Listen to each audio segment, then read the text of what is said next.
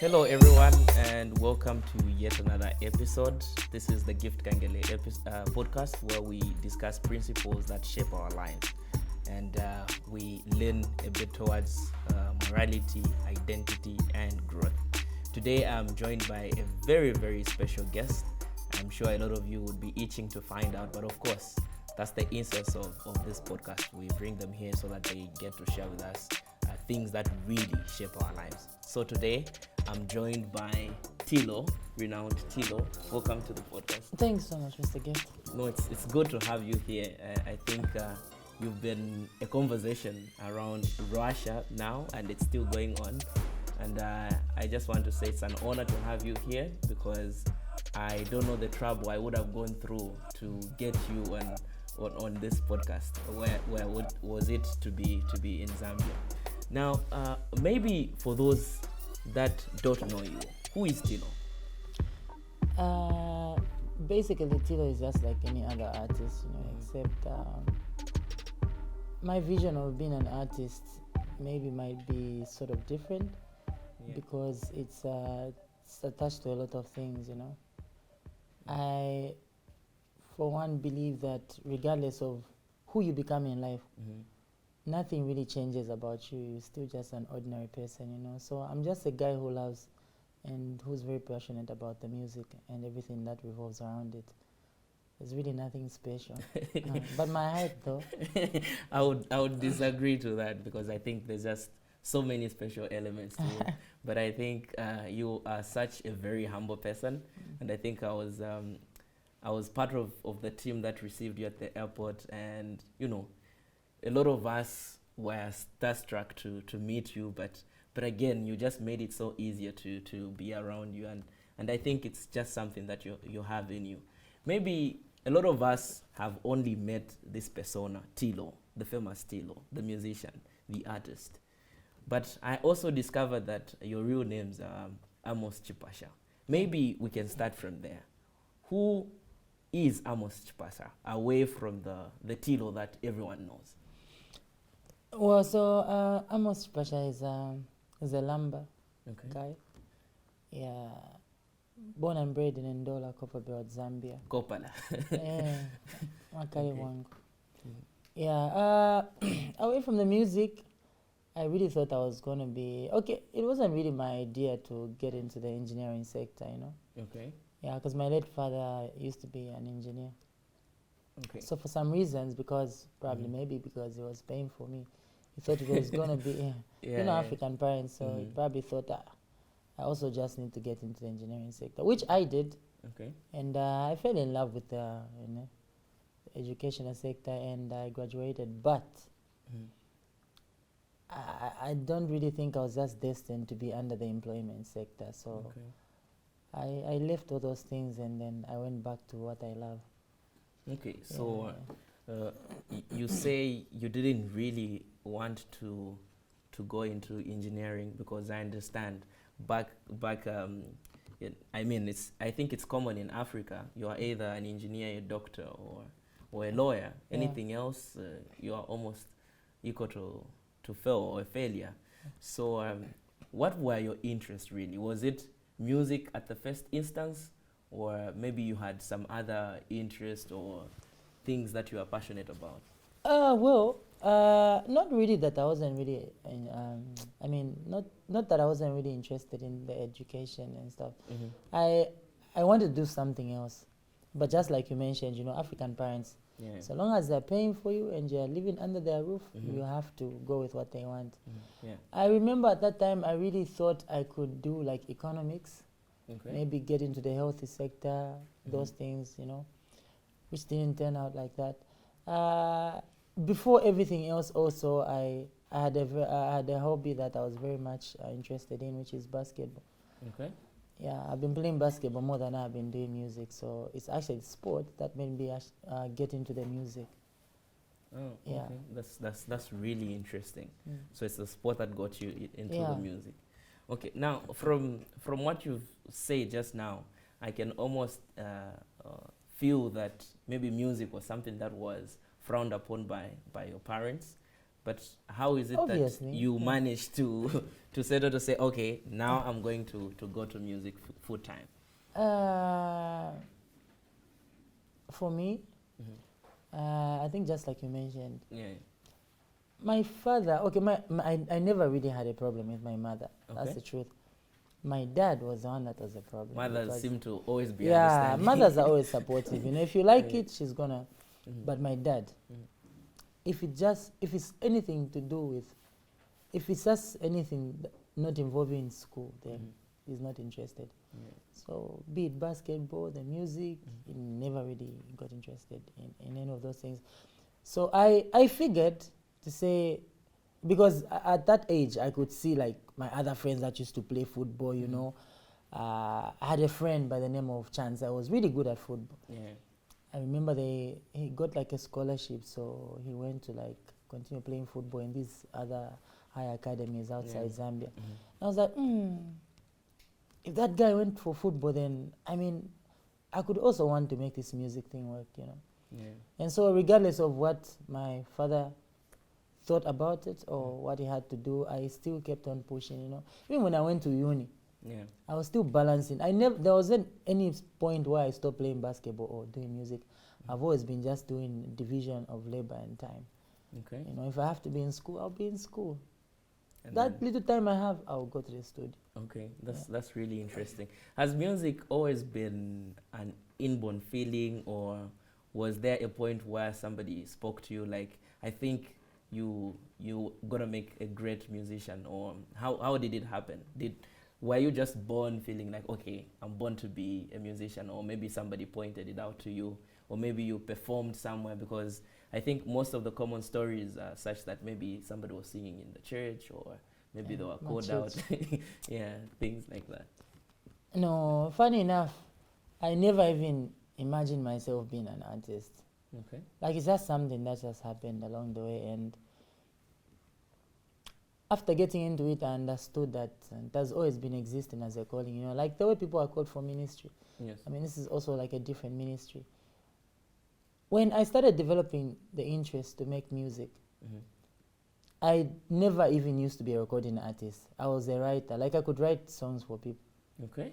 So now the main reason that got me into becoming a recording artist is that I could write stuff for people and the execution would be bad, you know. Okay. Yeah. Like, this is not how I would do it if I was me. So then it started bothering me, and I said, if I can write for someone, then why can't I also just do it? Myself. Yeah. Yeah.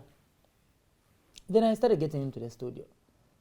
Then it started making sense. Then I started evolving, started building.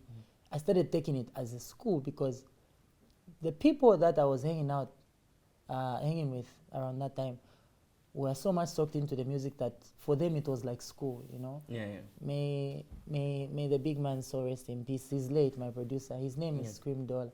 Okay. So I had an opportunity to be with people that took music as school, regardless of them going to school, you know. But Yeah. they would do it like school. So the interest started growing, and I started getting deep into it. Okay. You know, for school, I think in the African setup, it's always like it's almost like a pathway. It's a guaranteed pathway that somebody can take. You go to school, you're almost guaranteed, okay, I'll be a lawyer, I'll be a doctor, or anything else. In your times growing up, was music offered as a career pathway, or is it No. still even not offered now?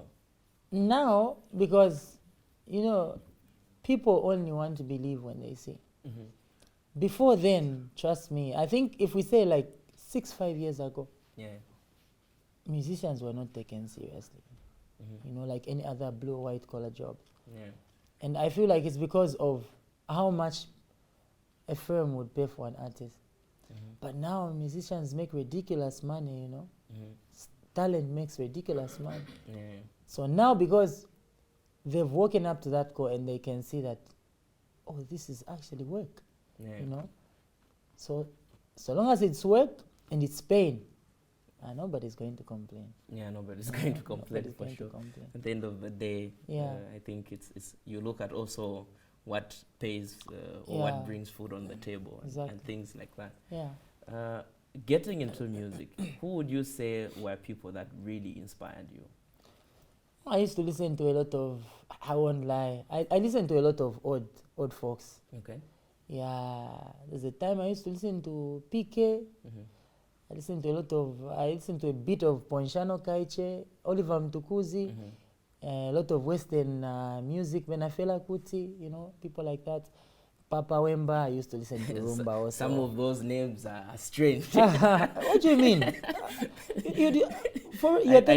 think it was, I think we came a bit later. We should be the Gen Zs. Maybe I can say that. Yeah. So then it started getting exciting, you know, because now the generation moves with the wave. So when the wave moves, you have to catch up.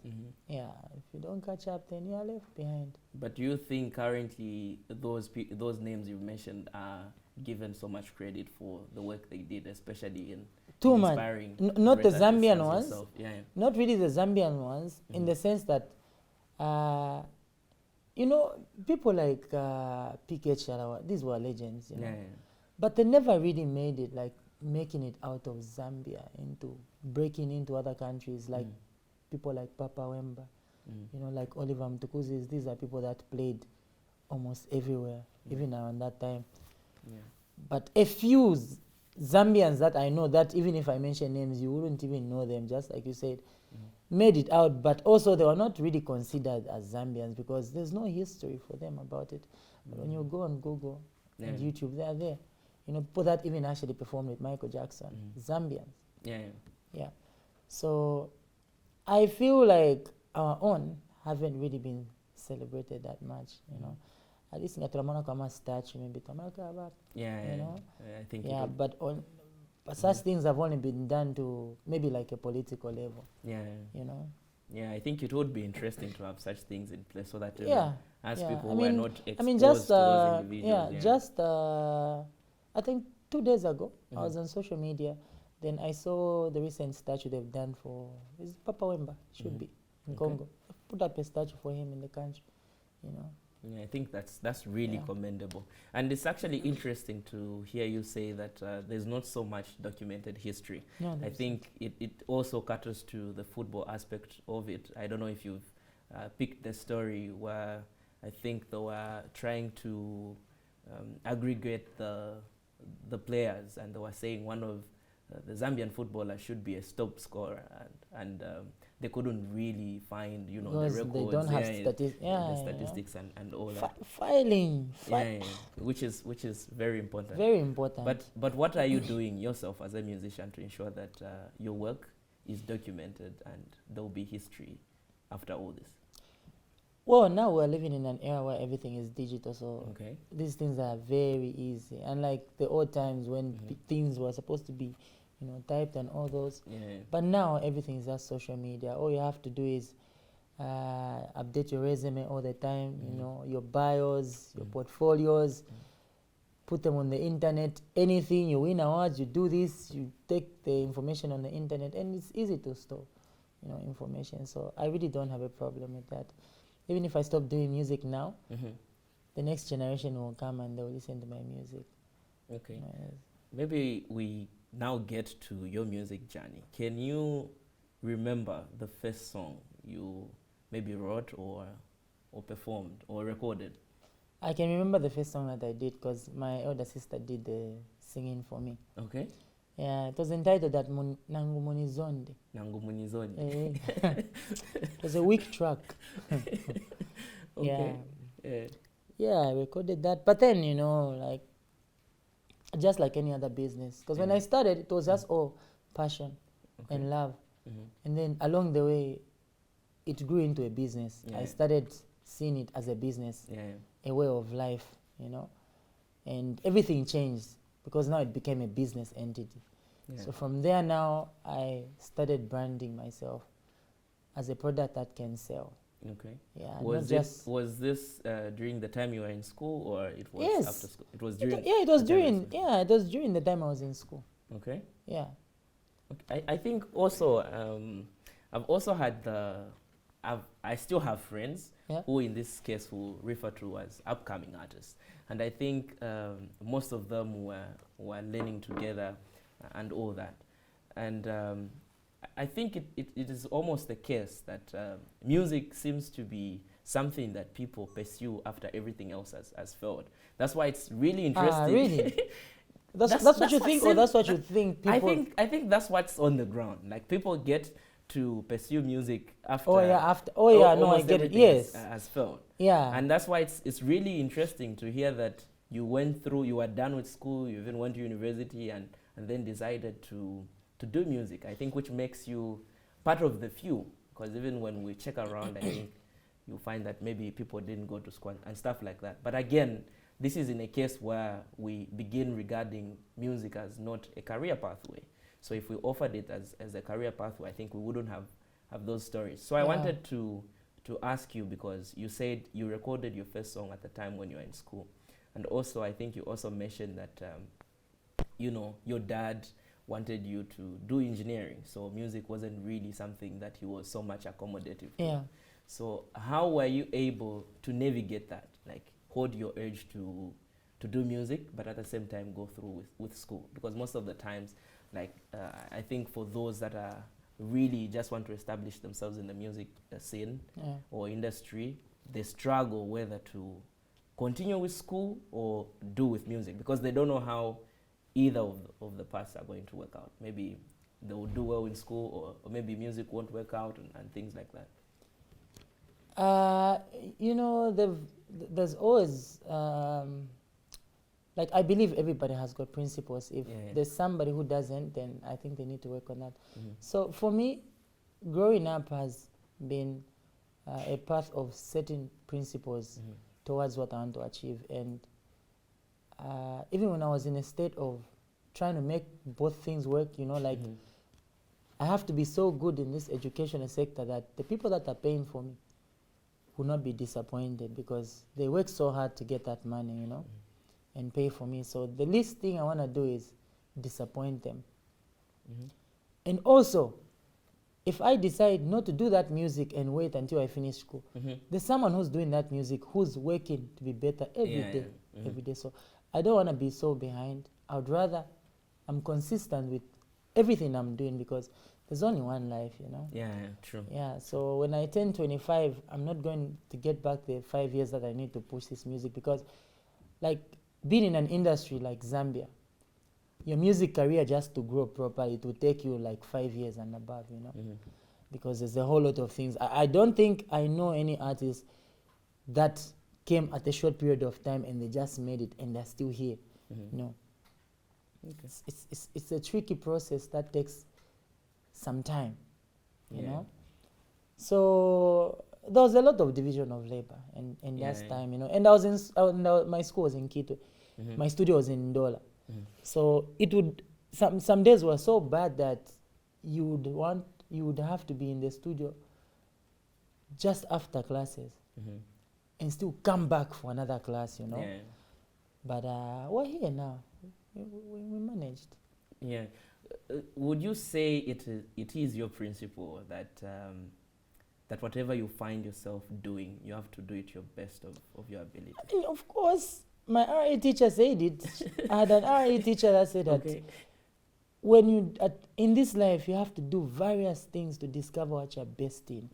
And me, I've been a vibrant human being, Not that I'm bragging, but I can assure you that everything I've done in my life, I've done it so good that I made a mark. I played handball. I was one of the best handball players. I played football. I was really good at football. I don't know why I stopped. I chose to play basketball now. I even played volleyball. I was one of the best players in my school. And now I'm a bowler. I play basketball and I'm good at it. More talented. Now, there's also the interesting side to it, in that, when you're into so many things, it becomes difficult to navigate which one you want. But like you said, you're one person who's believed that whatever you find yourself doing, you have to do it to the best of your ability. Now, I also discover that, or something that I've noticed personally, is that you find that maybe for people who do music, music was their way out, okay? And that's why we hear stories, I've been into the trenches, I've done so much. Like Trenches. this was my this was my only way out. So they are almost driven by something. Would you say there was something that was driving you in your music? Maybe you needed to make it, or maybe it was this burning passion that you just needed to, ensure that it is out of you. What really drove your musical journey? No. For me, none of those. If really it was ever about maybe like survival or anything, I think my music now would have changed, because it's so hard being in the Zambian music industry. The industry will automatically change you. Yeah. Like the Zambian industry. It will automatically change the passion and direction you have, because there's only a particular sound that sells. It's like you're selling carpent to people that only buy like goat meat. That's how the industry is in Zambia, So like when I got into it, I started picking out the vices, started understanding how the business works, how the people look at certain things, And funny enough, even up to now, not really much has changed. We still have only one commercial sound in Zambia.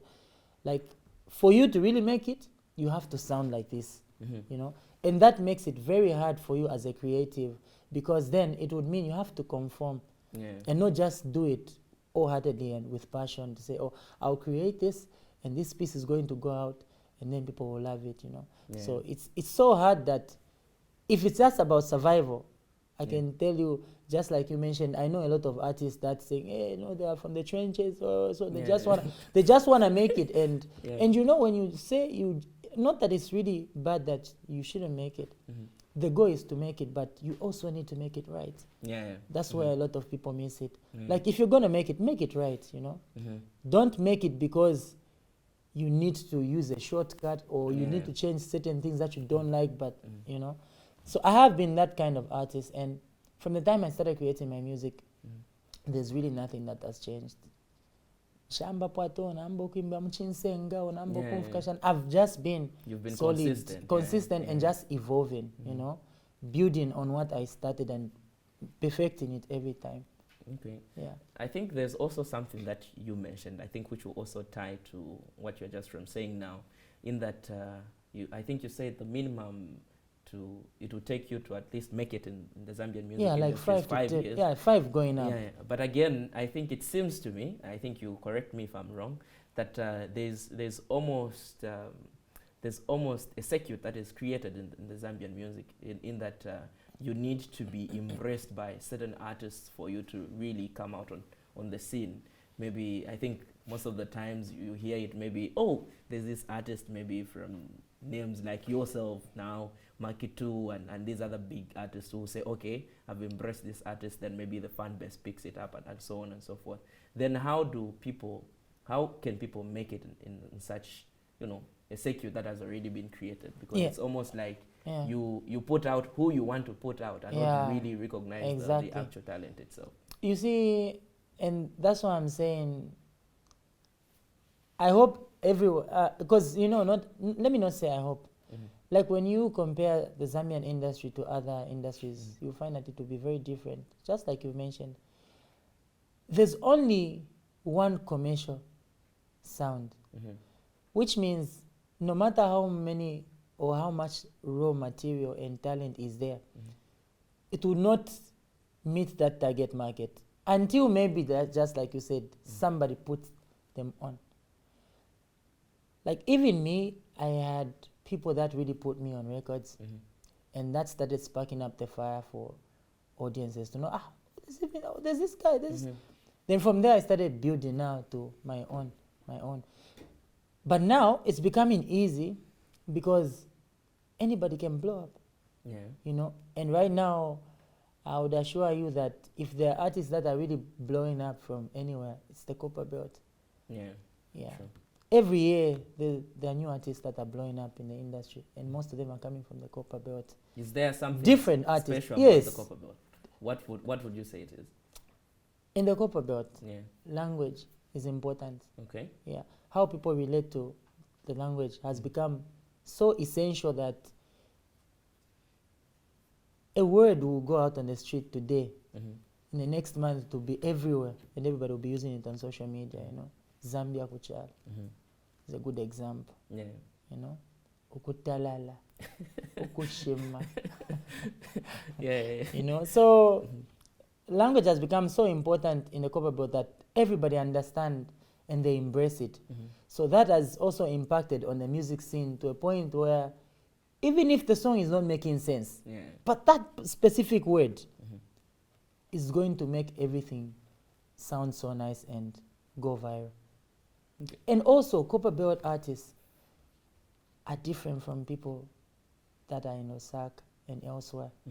There's more of unity in the copper belt. Okay. I don't know why. I really don't know. I can't say. But it's different in Osaka because in Osaka, everybody is a big dog. They're in camps. Yeah, they're in camps. Me, I'm a chite. In the copper belt, artists just make music. And they collaborate with anyone. It's as free as that. There's no camping, no. So, yeah. Okay, which is really interesting. There are quite a lot of things you've brought out already. I think even maybe before we could get to how long you've been on the music scene and how long maybe it took you to even blow up, or maybe can you remember the first song you recorded which made you think that, okay, here I think I've blown up, here I think I've reached my audience? Is there a specific song you could say, okay, this song, I think the reaction that the audience had to it got me thinking to say, okay, this is the reaction I expected? Yeah, 2017. 2017? Yeah, the song that really made me come out as an artist was a song that I did with Mumbayachi. Okay. Yeah, it's entitled Because of You. Because of You. Yeah, 2017. Okay. Yeah, but even before that, I had a couple of songs that I was featured on. But that song, it put me on the market like, okay, now there's this guy now.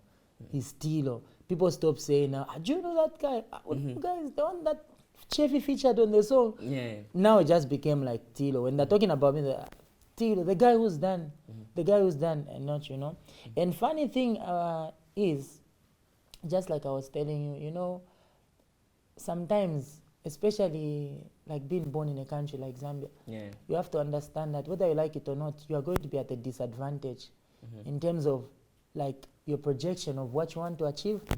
Because of one, the economy, two, the mindset of people, three, the population, and just how people have moved in terms of where the world is moving, like where it's moving and where your country needs to move at, but it's not moving at that pace, People said I couldn't sell out because my music had English in it. But I kept on doing the English, and that song blew up in 2017. With a different video that a Zambian artist has never produced before. I'm on a film to pink, but also, maybe why T-Low? I mean, your names are Amos Chipasha. Yeah. How did the T-Low come about? T-Low is not even a name. It's just that it became big at a point where I didn't think of changing it. Okay. So it was an abbreviation. It's Terra League of War. It was just an abbreviation. So that's T-Low, Terra League of War, T-L-O-W. Yeah, because when I started my music, I was a rapper, and being a rapper is very confusing. You have to think of things that are weird. League of War? Terra League of War. League of War against what? Music? You are. Yeah, like so the punchline behind that is like, I'm that fierce guy, I'll step into any battlefield and I'll still emerge. Somebody would argue that you don't look that fierce, course. I mean the voice, which is why I stopped rapping, or is it wasn't still convincing waters enough. Run deep kind of concept? I know. I was smart enough that I realized that no matter how good I was with rap, this voice can't convince anybody. If I rap about being a gangster, this voice, can you be afraid? But if I sing to the ladies, now. Okay. Yeah. It's a vibes and So like I said, it's evolution. The passion grows into the business. Then you start understanding some of these things. You say, or here is this, or I can't do this, I need to do this, which now brings me to the point of branding aspect as a product, because you as an artist, you're a product. So how do we market something that's not looking attractive to people, you know? And this has been a very big virus in the industry, because even people that have blown up, they still don't understand how important branding is to an artist. And also, you know, I think the Zambian market is a bit liberal in the sense that, I mean, just by the constitution itself, it recognizes the nation as a Christian nation. So we have this set of values. That's why when the other time they were thinking of opening a strip club, people, you know, frowned upon such a move. It was in parliament and all that. But I think the morality aspect of it is a bit ambiguous in the music scenery, in that, you know, some people have managed to get away with some of the things. A lot of them. Yeah. That's why we even have songs that can be commissioned as club songs. And you know, these songs anybody can vibe to. But I think one thing that you've really been so successful at is ensuring that, you know, your music is that type of music where you can, the whole family can, like, they can sit and listen to it. There's nothing like dance to. There's nothing like, okay, this part you have to know, you know, turn down the volume and all that. How have you been able to, you know, navigate that moral aspect of it? Especially you also, I think, alluded to the fact that there's only one type of music that sells, and there's always this allure for you to, like, jump on board with everybody else. You know, you want to promote explicit content because it's selling. Is it because you have not been doing music from the survival point of it? That's why you think maybe some other artists, you know, get on board almost everything, and that's how you've been able to navigate and stay true to yourself? Well, for me as an artist, I feel what I do is where my strength lies, you know. That's my niche.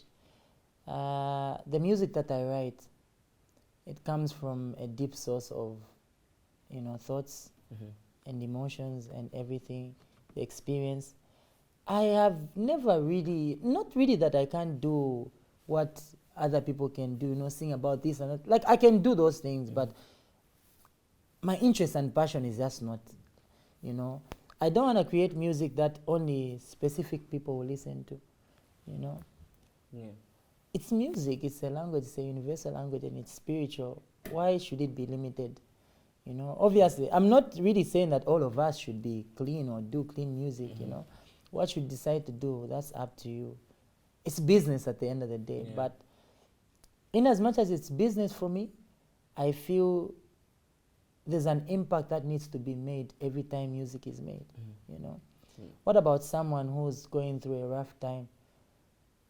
Don't you think those people need healing? You know, people that are broken, people that are in love, you know, people that are working hard to make it in this life. So I'm looking at all those things when I'm making my music, you know. And also, I'm looking at a time when I won't be around and someone will be in a situation that I was in. Are they going to find something that are going to get them through that, you know? Yes, they will, because music is there. It's happened to me before. It's been therapy in my life before. I've seen what I've seen what music can do to a lot of people, like save somebody's life, change people's lives. So, but it also has the ability to send them in depression and all these things. You know. So I feel for me it's just been the interest and passion. That's where it lies. This is where I belong. Would you say it's been something intentional on your part to always put out music that is positive? Because I don't remember listening to a T-Low's song and I'm like, okay, this song is just making me feel low, you know. It's like talking to, you know, maybe a certain situation, a sad thing. I don't think I would say your songs are those ones which would make one want to commit suicide. Is it something? No, that's deep. I know. That's though I did meet someone. I got puzzled. I met someone, a lady, and she said that my music is depressing. So even up to now, I still don't understand what she meant. Like, my music is sad.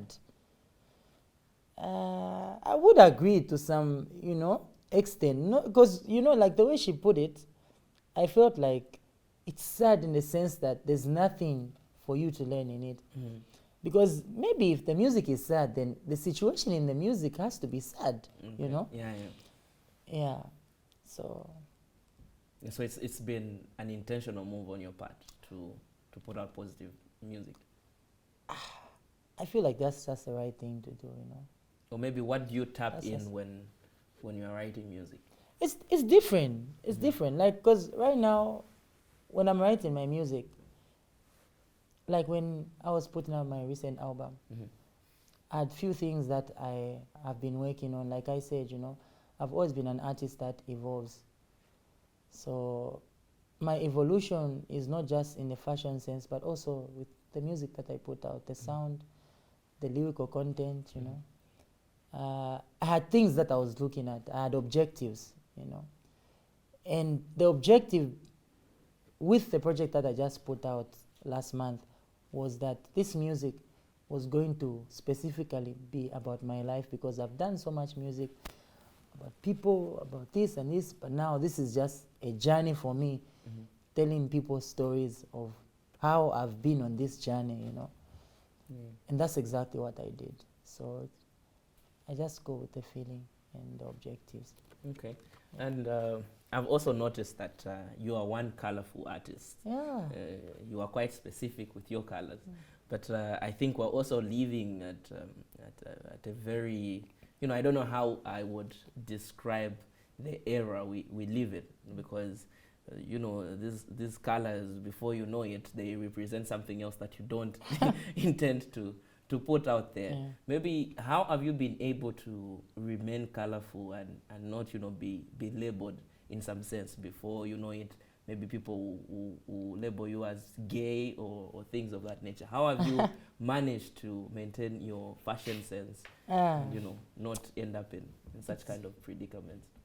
If there are situations that you can't avoid, those are some of the, you know.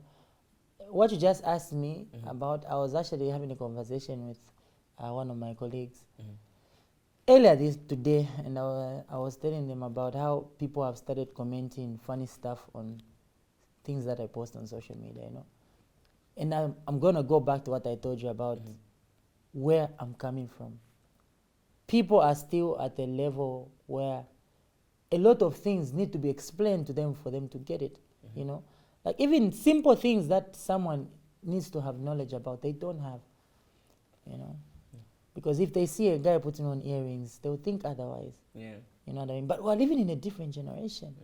And these are things that have been there for a long time. So I don't see it being valid as to why I need to start explaining to someone why I'm putting on earrings in 2023, you know. Colors have got a communication, you know. Colors are like numbers. So these are things that also I feel like people need to understand, you know.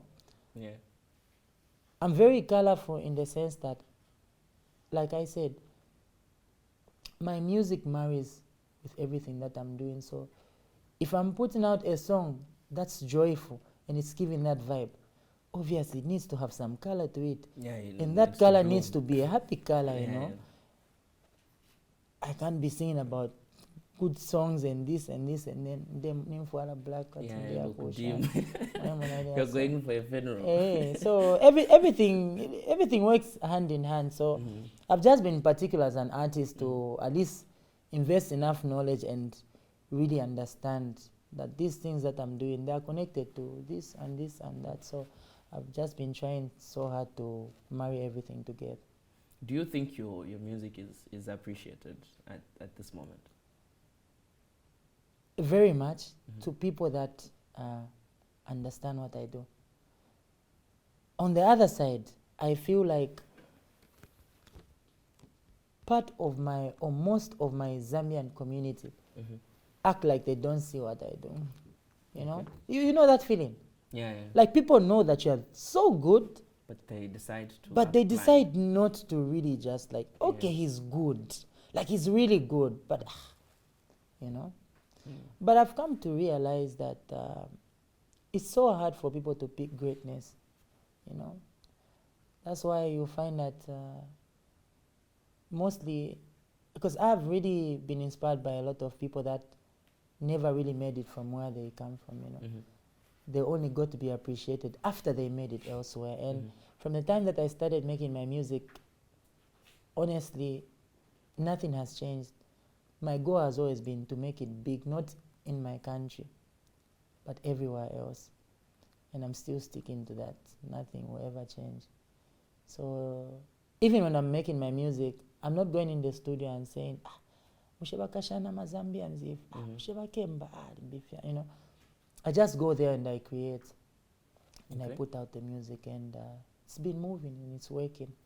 I'm in Moscow now. Yeah. What's brought me here? It's the music. Yeah, Kuchalo. Yeah. True to it. Manifestation, yeah. Give us Kuchalo, and here you are with us Kuchalo. Now, you know, like I said earlier, there's always this allure to go with what's trending, to go with what's selling, you know, and yet you've been this consistent person. You've been this person who's been intentional from the start to remain true to who they are, their values and their ideologies and so on and so forth. Is there maybe a time where you felt the temptation to jump on board or maybe do something that you felt was not something that marries with what you believe in? Was there such a specific time when, you know, you felt like, here I think we can compromise?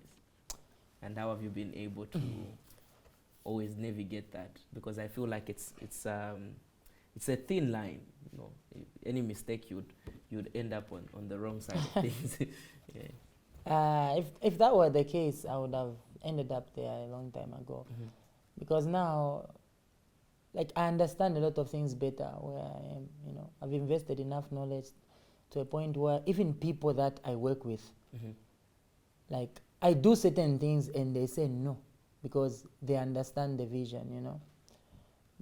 So the problem with trends are a good thing. Yeah. But the problem is there is no permanent trend. So if what's trending now doesn't trend tomorrow, then what? What are you going to do next? You know? Because we've seen artists come because of trends, and then now there's no trend. So how you make music? For me, I believe the people that follow me love what I do. And I feel that's what I need to be giving them. It's the music. It shouldn't be attached to anything else that didn't make them start following me in the first place, you know. Yeah, if the fashion, because the other people, because now what I notice is it has become so, it has become like a thing now that some people now have gotten attached to my brand because of the fashion sense. And when they come to that, then they actually find that I do music, and then they marry there too. You know, there's been situations where I go to an event, and then I meet people, and then they're telling me, I was just so anxious to just see what you are going to wear. You know, that they were not even excited about the music. Can you imagine? And so such things starts building your mind and letting you know and understand that what you make people follow is what they'll follow. And if it's the music, I'll keep making them good music as I have been doing, and not anything else that doesn't relate to that. Would you say that's the reason maybe why you haven't put your life out there on media or exposed it? It's not important. I mean, they're not interested in my life. That's not what I should put on social. I mean, what? Some people would argue that they are interested. No, who's in? No. Some people. Social media is for people and opinions. You need to understand that when you put out anything on social media, everybody is entitled to their own opinion. That doesn't mean they're interested in. They're not interested. They don't benefit from what you're doing. Even if I go on social media and say, oh, I've got 10 million, oh, I'm doing fine, oh, my life is... They'll say, congratulations, what, but they don't really care. That's just the truth of it. They don't care. Yeah, that's really true. Yeah. Would you say there's something you can never sing about? Is there something you can never sing about? I'm an artist. The only thing I can't sing about is just politics. Politics? The rest of the things I can sing about. Okay. Yeah, just politics. You know, the president of any nation is always told to be careful with their words, in that their words, turn into policy and all those stuff. Yeah. How have you been able to manage fame? Because there's a certain level of attention that comes with that, in that almost everything you say counts. So how have you been able to, have your own moments where you just want to have fun, where you just want to have, maybe just say a word or two?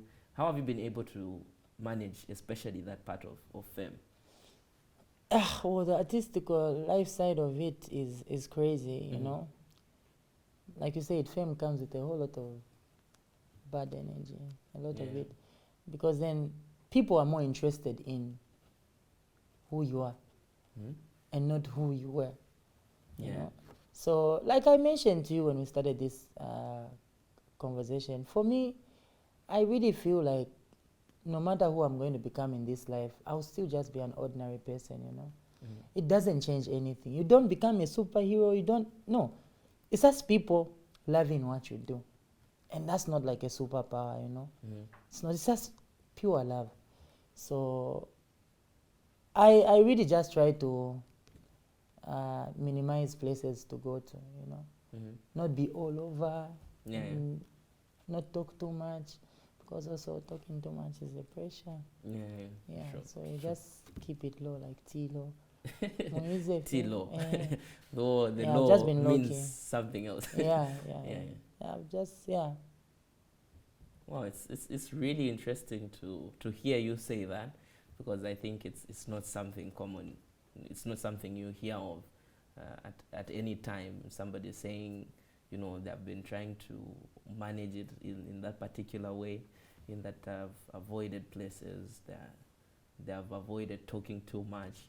And like I said earlier, there's just this aspect of you, this humility, that gratitude and the humbleness.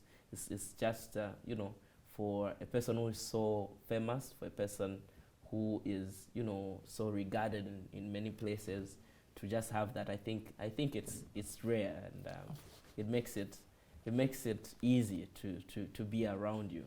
Maybe are there upcoming artists that you've taken under your wing, people that you are nurturing into becoming a person like yourself?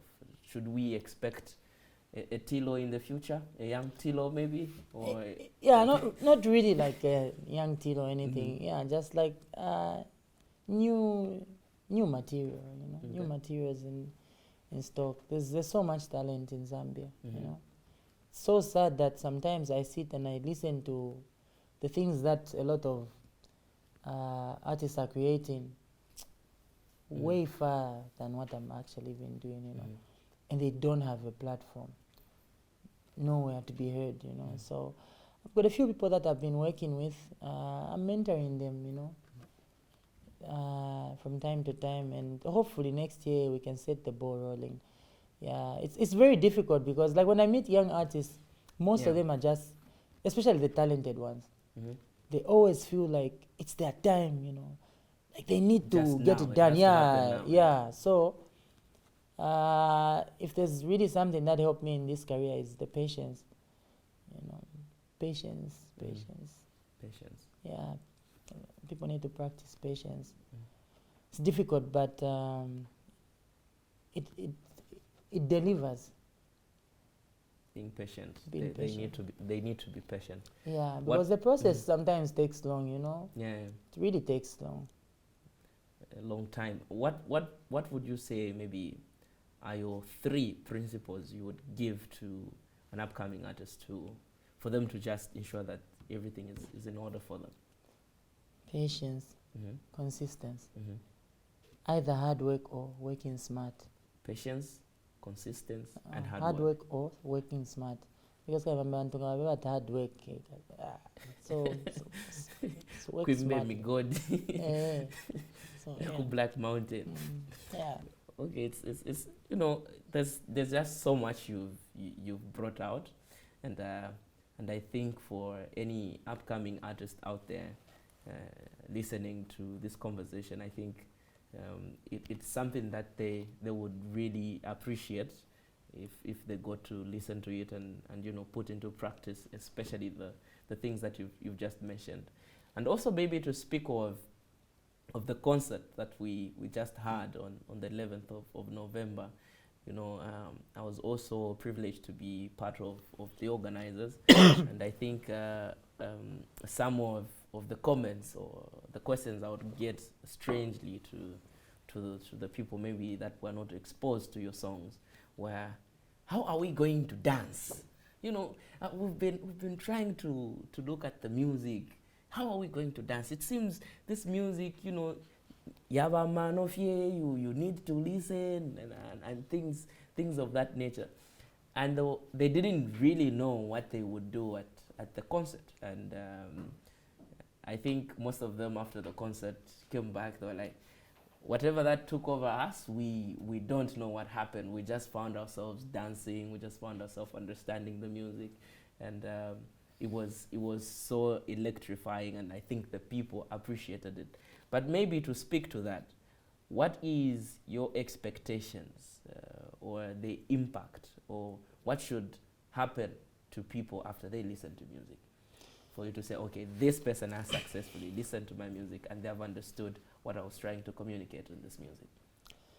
So the thing that I always say most of the times when it comes to like vibing to the music is that me and you need to agree that our people love to dance.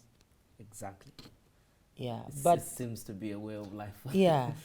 But then dancing, should it be that you should dance to something you understand or something you don't understand? Maybe that's what we need to be asking ourselves. Because a song can still make you dance and still carries a message, isn't it? I mean, that's music. Yeah. So it needs to communicate, yeah? Yeah, true. I don't want to make music that doesn't have substance.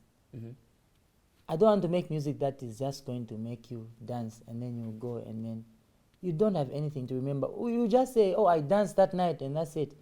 You have to, like when I'm doing my concerts, I want someone to get something out of it. Yes, we'll do the dance songs, but please pick something, Learn something. Learn something. There's knowledge and wisdom in everything being spoken and done there. Pick something, and that's how it should be. Because it's like you're telling me I go for lessons and then the only thing I went there for is that just to be present. You go there for lessons and come back with something. So when people come to my concert, they need to pick one or two things, then dance off, have fun.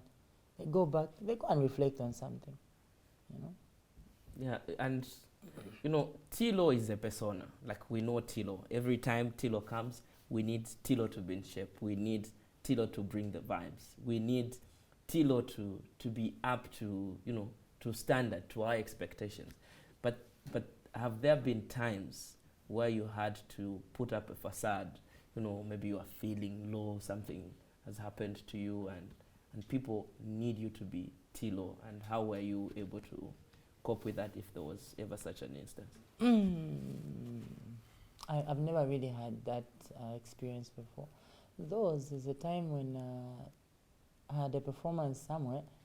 Then while I was performing, someone said something and it got to me when I was on the stage.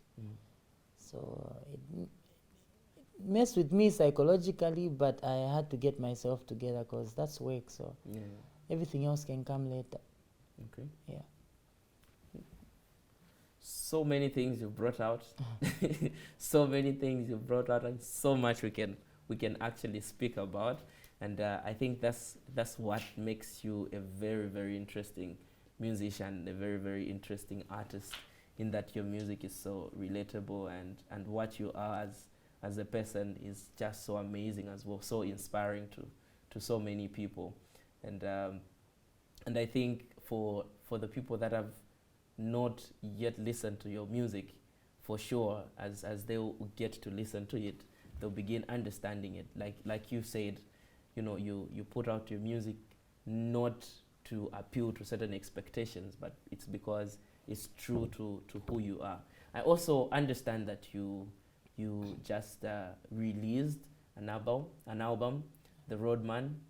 Why The Roadman? The Roadman, yeah, it's out a of the journey. market. The Roadman, umuntu palo endo in Bemba. Okay. So that's a journey in life. Okay. Yeah. My Your journey, journey in your music, journey, your journey in life in particular. everything, Yeah. just in life. Yeah. Okay. And I also noticed that the album started with a poem, and then the second song on the album is Kavadika. Thanksgiving song. Maybe what was with the concept of the song Kavadika? Just Thanksgiving. Okay. Yeah. For me, after that song, that's when we get into the album. So it's like more paper for Tamlaria, and then manga masari kena mambo kuri. That was the concept. Is there a song that embodies a specific song that embodies the album? One song that you would say, if you listen to the song, I think you would understand the scope of the album. No, not one song in particular. It's a compilation. You need to listen to the whole body of work. Okay. Yeah, then it will make sense. Which would you say is your favorite song on the album? Beautiful Day. Beautiful Day. Yeah. And I think you one. Beautiful Day. Yeah, just one song. Just one song. Hey, it's hard. It's hard. Okay, let's make it two then. Kavadika. And okay. Beautiful Day. Kavadika and Beautiful Day. Anything specific in those two songs? Why those two songs? The message. The message? Yeah. Okay. Do they relate to a specific time in your life? Yeah. It's everything to do with my journey. Okay. Yeah. How I'm feeling. Reliving the struggles. But you've not been in the trenches, so. How do you know that I haven't been in the trenches? I mean, that's what you said. Don't look like I've been in the trenches. No, you don't look like one. No. I don't think that's your story. No. Is it? No. I mean, you are one who's been to school, got done with it. You are one who does music not for survival. Somebody who's stayed true to themselves. So I don't think you are one who's been in the trenches. You know, there's this common. It's almost the story of everybody who makes it. Yeah. I used to walk barefoot and things. But it's true though. Not really that they fake it, but like that's the story, and that's why the music is easily relatable to their audience. You know.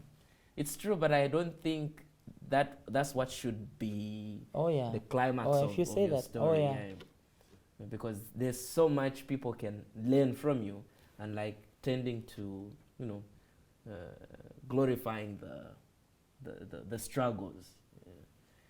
I understand maybe you want to inspire certain people, but there's also another part of it, and I think that's how come people become frustrated with their lives. They think everything is going wrong for them, even when what they could be having are blessings and privileges that other people don't have. No. Maybe, is there something specific about you that you could that you could give credit to your parents that you think they instilled in you at a younger age?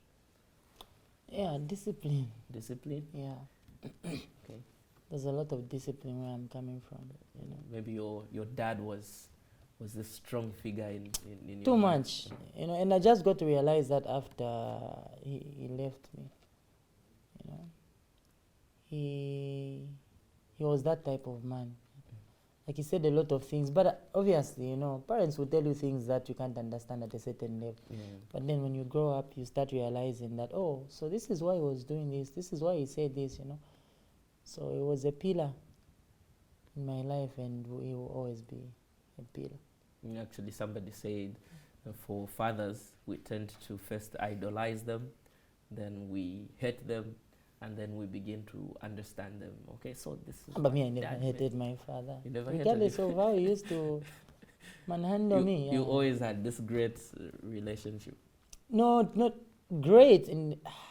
I wouldn't really say great. We had our good days and bad days. Okay. Yeah, but he was that type of man. He was principled. Man with a plan. Man with a plan. Yeah. That's how come I think you got that from him. to I always don't- be intentional? I really don't know about that. I feel like I'm also just myself in this space. Okay. But somehow his influence somehow has also been passed on to my side, I feel like. Who would you attribute your voice to? Your dad or your mom? No. It's just you. I'm the only one who sound like this in my family. And in my family we're different. Tattoo hapana na nokta. And I'm the only tallest person in my family also. How is that? Genetics, I don't know. You've never sang in the church? I've sung in the, I mean, everybody has sung in the church. We're in the You were Christian in the nation. choir? Or maybe No, praise team. praise team. Not for serious, but yes, I've done those things before. So at what point did you get out of the praise team? When I just left the church, But how has been the church treating you now? I don't Do go they to church. accept you? You don't go to church? I stopped going to church a long time ago. Why is that? It wasn't just marrying with what I do. I'm not a religious person. short. Wasn't marrying with what you do? What would that mean? Wasn't marrying you feel out of place when you are in church? No. Or It wasn't just aligning with what I'm doing now. but again, The career that I chose. you know, somebody would argue your music almost sounds like gospel. I mean, I don't remember It's ministry. watching any of your music video or listening to any of your songs and maybe hearing curse words or seeing you promote sexuality. I think such things are what can be frowned upon by the church. So when you say you are not that religious, it makes me question what you exactly mean. I know it's just. Or maybe there's an It's just- instance It's where just, you just no, it's just straight like that. I'm just not a religious person. or maybe it also ties into your fame. You don't want every time you go to church No, it I becomes a used thing. I used to be rooted into the church work so much. I just left the church years ago. Yeah, Which church did you used to go to? I was a Pentecostal. My last church was Pentecostal. Did you used to praying in pray? Yeah, I was even a youth chairman. Yeah. Used to pray in tongues as well. No, I never Okay. used to do those things. Okay. Yeah. I mean, I think it would be good if you went back to church. I don't know. That's if what you you're- think? Yeah, that's what I Oh, think. I think it will really be interesting. I think you should. Maybe what do you think about that No, I'm not even thinking about it right now. right now? I'm not even thinking about it. How do you commune then? Do I? How do you commune then? You pray alone? Or maybe- I pray, yes. I'm a spiritual person. I'm just not a religious person. Okay. That makes sense? No. Yeah. I'm trying to understand that. Okay, because I think there's, I don't know. You tell me what you think about this, but I think there's just something you can't replace with communing with fellow believers. Oh. I just don't know how their reaction has been, especially since you are in music, and also you want to be artistic. So maybe And you- Dagma gatherings sometimes. If I feel like going to gatherings, Mhm. mpashing on some, I go, I attend. But at the moment, I can lie. I don't go to any church. I don't belong to any Any church. church. I don't. Okay. Yeah. Or maybe you should put up a church for artists. Or maybe we need to open a church for artists. Maybe it will make things easier that way. A church for artists. Yeah, a church for artists. I think now what So, I don't so, know. so already there's SDA, Mhm. there's Pentecostal, there's Catholic. Mhm. You also want to put up a church for artists. Yes, so that To be Christian also. It will be- A Christian church. we would get to see how that works out. It's a lot of work. You may take up the pastoral. And Raw. non-start. No? Non-start. Okay, and in terms of genres, what would you say is Zambia's music genre? Doesn't have. Doesn't have? It said Zamrock, Kalindula. I know people are trying to bring back Zamrock. I can't really say a lot or more about it because I've not been in that era, you know. The best people would be people that started this music a long time ago. I'm in a new wave now. How I make it has got nothing to do with how Zambian music should sound, because we're always having this complication of, no, Zambian music is not original, it's not doing that. But I feel like for me, I'm doing music for everybody. So whether it sounds Zamrock or it sounds Kalindula or authentic or what, it's not really an issue for me, you know. Yeah, so long as I'm putting out music and it's music that's therapeutic or to someone, and it's music that is good, then I'm okay. I'm not fighting a cause for bringing back anything or what. No. I'm just an artist.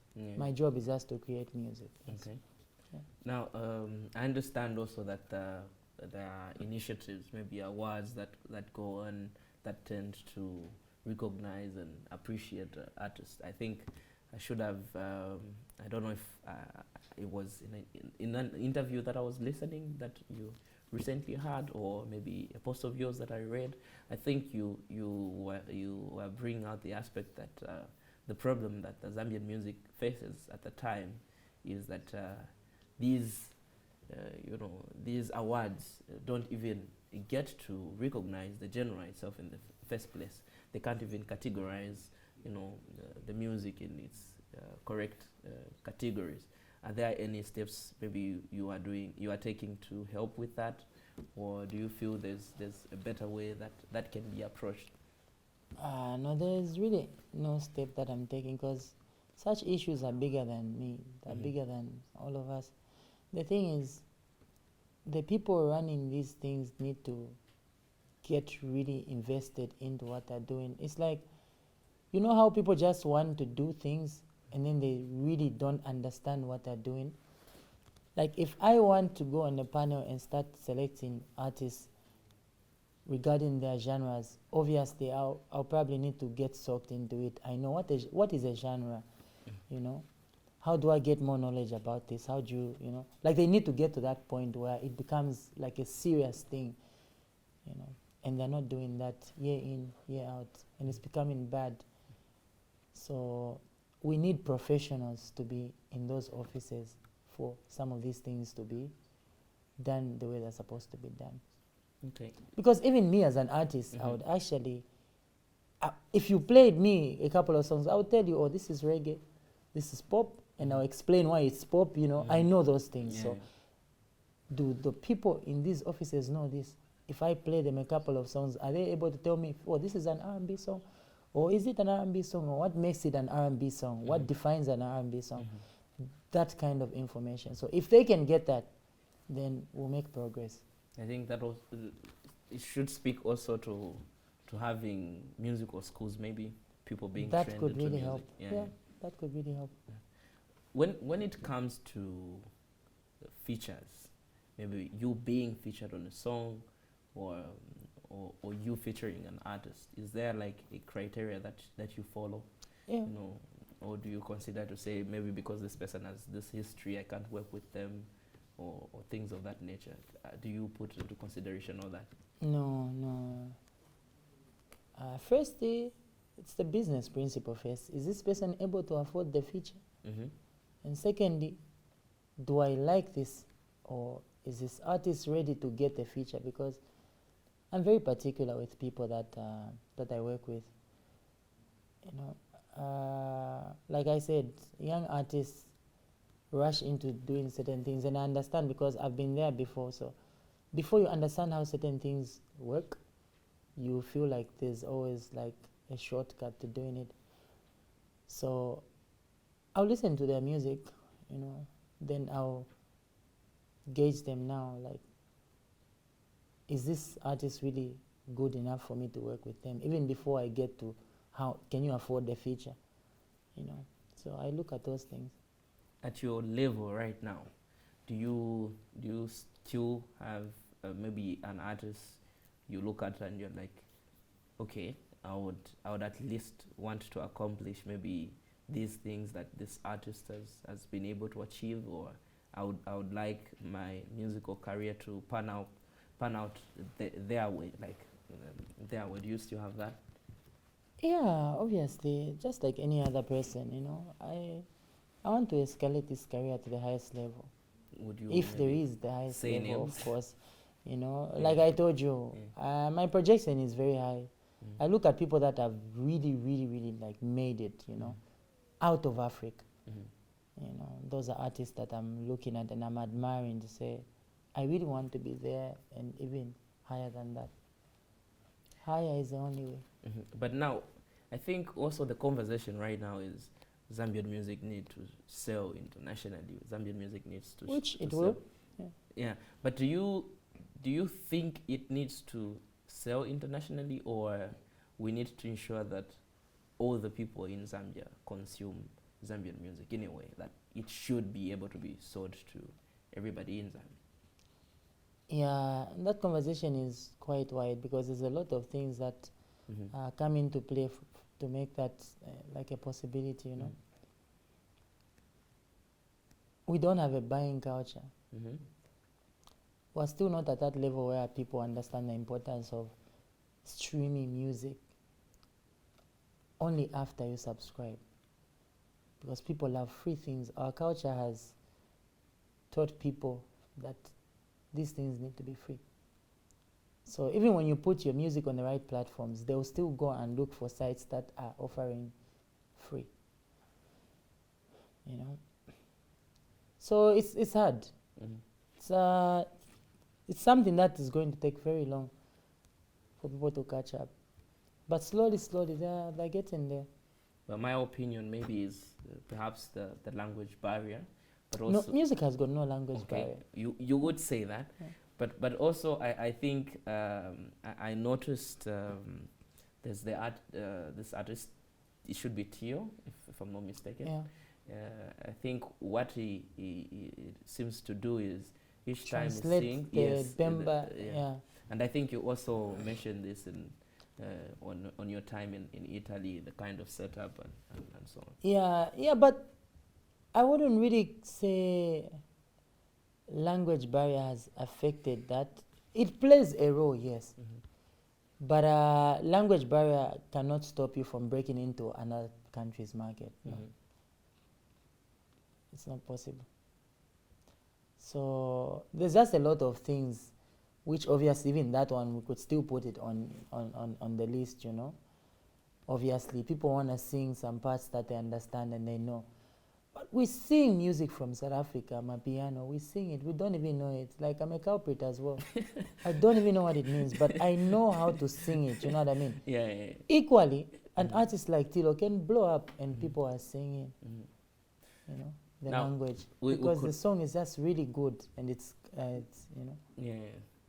Now we could go on to touch on so many things, and I think there's so much to unpack, especially to you, a figure, you know, the artist you are, and the music that you've put out there. I think it is people have just, you know, fallen in love with it.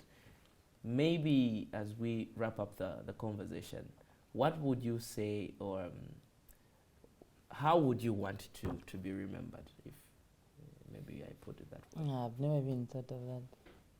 However, Really? people want to remember me. Really? I think that's out of my control. Yeah, because like people like Michael Jackson, Mm-hmm. they did so many great things, and I've never really met anybody who said something bad about Michael Jackson, regardless of him bleaching his skin, you know. So I think that is just all dependent on how you want to live your life on this earth. And then the rest, people will just pick it up. I really wouldn't want to have a picture of how people would, you know, because at the end of the day, obviously, it's not even everybody who's going to like me, no matter how, you know, jovial or good I am. So it's just all up to the audience and the people. So you are not into that of controlling the narrative of Nah. how you'd maybe My work should just live on. That's the only thing I say. Like what I'm doing on should just live on and keep living on, you know. Okay. Yeah. So this should have life of itself to be Yeah. able to exist. Yeah. On, you know. Okay, it's interesting to hear you say that, because I think most artists have a specific way in how they want to be remembered. Some have even laid out how they want to be buried, and so on and so forth. Yeah, so then. But how has been your relation with fellow artists? The usual stuff. Mm. Yeah, but people that I talk to most of the times, people that I don't talk to, I just talk to them when I meet them at events. Mm-hmm. You can't talk to everybody. You can't be, But I'm cool with everybody. Apart artist check, I don't think I've got any apologies to make to anybody. Yeah, I'm okay.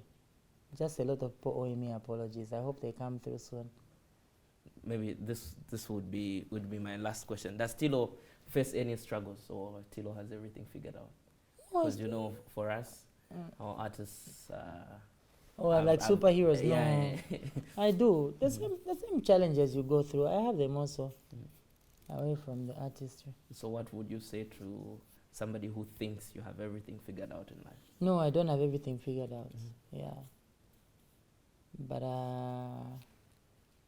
I fix where I can fix, and where I can't, I move. I don't have control over certain things, so there's nothing I can really do about it. Yeah. No, T-Lo, it's been a pleasure to have you on, and thank you so much for coming. You're welcome, Mr. Gift. It's been an amazing time. Yeah, make sure people stream the Roadman album. Definitely, the Roadman is out. Yeah. Do check it out. It's on all platforms. Yeah. Wherever you like listening to your music, you definitely find it. And which reminds me, somebody was asking that why don't you put lyrics on is it Apple Music and so on? Oh, actually, it's expensive. Okay. Yeah, it's pricey, especially for people living in a region like Zambia. It's very pricey. Yeah, but they can find the lyrics on YouTube. They are there. On YouTube? Yeah. Okay, but is there are you looking into having that figured out so that?